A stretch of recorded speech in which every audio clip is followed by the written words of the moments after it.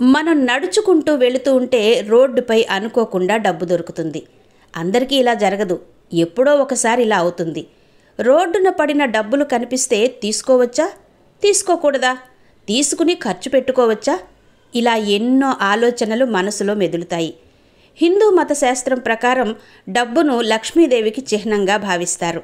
ఇలాంటి పరిస్థితుల్లో రోడ్డు మీద దొరికిన డబ్బును చూసి చూడనట్టు వ్యవహరించడం లక్ష్మీ తల్లికి అవమానంగా చెబుతారు. అందుకే వీధిన పడిన డబ్బును అగౌరవపరచకూడదని అంటారు.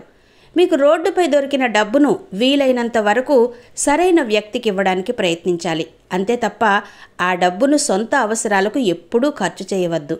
ఇంటికొచ్చేటప్పుడు దొరికితే ఆ నాణాన్ని లేదా ఆ నోటును ఇంట్లో డబ్బులు భద్రపరిచే స్థలంలో దాచుకోండి. దీనివల్ల లక్ష్మీదేవి కటాక్షం కలుగుతుందని పండితులు చెబుతున్నారు. జ్యోతిష శాస్త్రంలో రోడ్డుపై పడిన డబ్బు లేదా నాణాలు కనిపించడం శుభప్రదంగా పరిగణించబడుతుంది. ఎవరికైనా రోడ్డు మీద పడి ఉన్న నాణాలు కంటపడి ఉంటే మీకు పూర్వీకుల ఆశీర్వాదం లభించిందని అర్థం.